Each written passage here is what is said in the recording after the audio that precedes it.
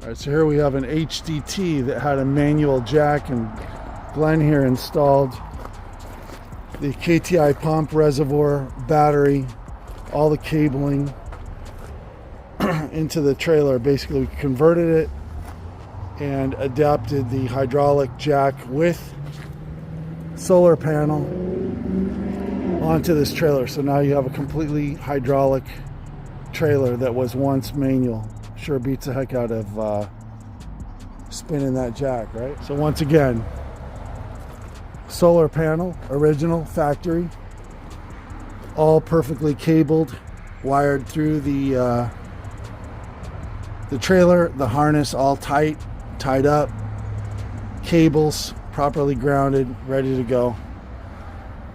We're going to give you a quick demo. So this was fully manual. Now, bingo, get to your job site.